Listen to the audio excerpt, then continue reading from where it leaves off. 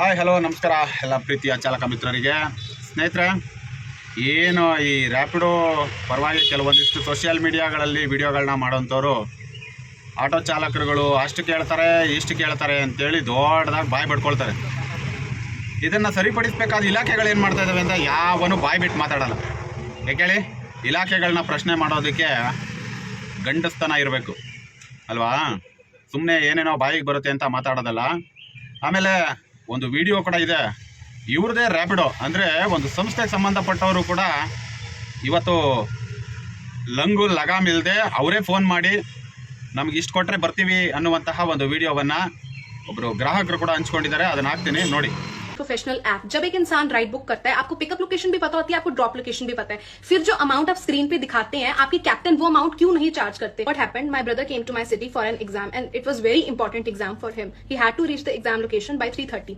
We booked a ride at 2:40. वो captain कह रहा है मैम एक्चुअली ना मेरी बाइक कहीं लग गई है तो मैं आ नहीं पाऊंगा. फिर हमने एक बार फिर से राइड बुक की. वो कैप्टन कह रहा है कि मैम मुझे थोड़ा टाइम लग जाएगा, आप वेट करो. और हमारे पास इतना टाइम नहीं था कि हम वेट करें. ठीक है, उसके बाद जब हम थर्ड राइड बुक करते हैं वो आता है जो ऐप पे फेयर शो होता है, that was 130 rupees and that was sufficient for the distance. वो कह रहा है मैम नहीं मैं तो ज्यादा चार्ज करूंगा. मैंने बोला कितना चार्ज कर लोगे? 130 से 150 ले लेना. आप कहता नहीं मैं तो 200 से ज्यादा चार्ज करूंगा, शायद 300 भी मैं कर लूंगा. तो मैं उससे कह रही हूँ कि भैया यहाँ पे जाना है और आप इतना ज्यादा क्यों कर रहे हो? और मैं literally I am begging him कि भैया प्लीज जल्दी ले चलो, मेरे भाई को जल्दी ले चलो, वो उसे 3:30 तक पहुंचना है प्लीज. वो कहता है नहीं फिर आप कोई और राइड बुक कर लो क्योंकि मैं तो 200 से या 300 तक चार्ज करूंगा. तो मेरे भाई ने बोला कि चल जाने दे क्योंकि हमें बहुत लेट हो रहा है ऑलरेडी. ठीक है, वो चला गया और आधे रास्ते में जाके मेरा भाई मुझे कॉल कर रहा है कि प्लीज यार उसकी ना राइड कैंसिल कर दे अपने फोन से, क्योंकि वो कह रहा है उसे पेनल्टी भरनी पड़ेगी क्योंकि वो ओवर स्पीडिंग कर रहा है उसे जल्दी पहुंचाने के लिए. और साथ में कह रहा है मैं ना आपको अपनी तरफ से छोड़ देता हूँ, बस आप राइड कैंसिल करवा दो. अगर आपको सारे पैसे अपनी जेब में रखने हैं तो रैपिडो पे क्यों रजिस्टर्ड हो? हट जाओ वहां से, अपना इंडिविजुअल काम करो.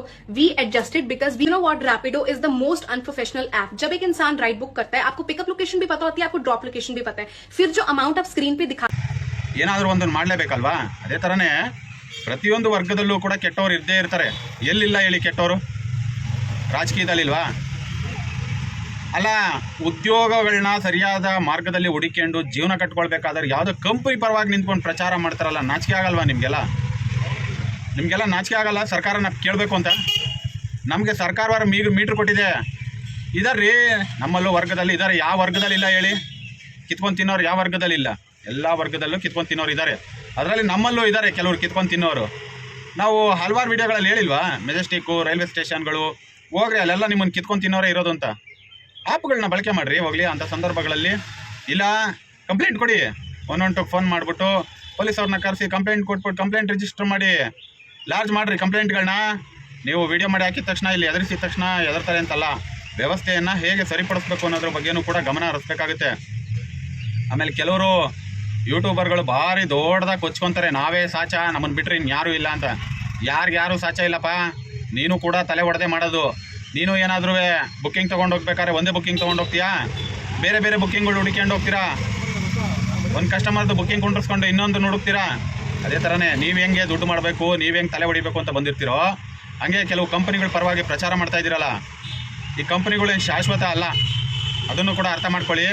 ತಮಗೇನು ಕಾನೂನು ಮಾಡಿಕೊಡ್ಬೇಕು ಅಂತ ಹೈಕೋರ್ಟ್ ಹೇಳಿದೆ, ಅದ್ರ ವಿರುದ್ಧವಾಗಿ ಸುಪ್ರೀಂ ಕೋರ್ಟ್ಗೆ ಹೋಗಬೇಕು ಅಂತ ನಾವು ಕೂಡ ಮನವಿ ಆಗ್ತಾ ಇದ್ದೀವಿ.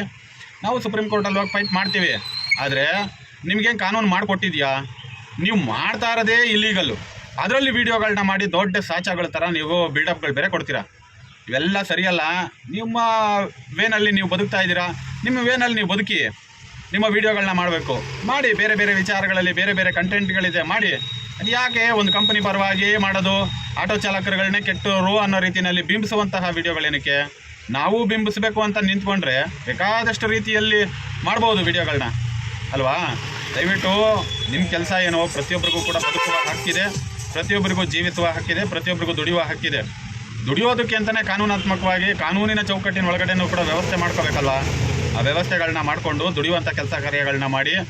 ಎಲ್ಲದಕ್ಕಿಂತ ಮೊದಲು ಕಂಪನಿಗಳ ಪರವಾಗಿ ಧ್ವನಿ ಎತ್ತುತ್ತಿರಲ್ಲ, ಇದೇ ಸರ್ಕಾರಗಳ ವಿರುದ್ಧವಾಗಿ ಧ್ವನಿ ಎತ್ತಿ. ನಾವೆಲ್ಲರೂ ಕೂಡ ಎಜುಕೇಟೆಡ್ಗಳು, ನಮಗೆ ಕೆಲಸ ಕೊಡಿ ಅಂತ ಸರ್ಕಾರನ ಪಟ್ಟಿಡ್ದು ಕೇಳ್ರಿ. ಅದನ್ನು ಬಿಟ್ಟುಬಿಟ್ಟು ಯಾವುದೋ ಕಂಪನಿಗಳ ಪರವಾಗಿ ಪ್ರಚಾರ ಮಾಡೋದಷ್ಟು ಸೂಕ್ತವಲ್ಲ ಅಂತ ನನ್ನ ಅಭಿಪ್ರಾಯ.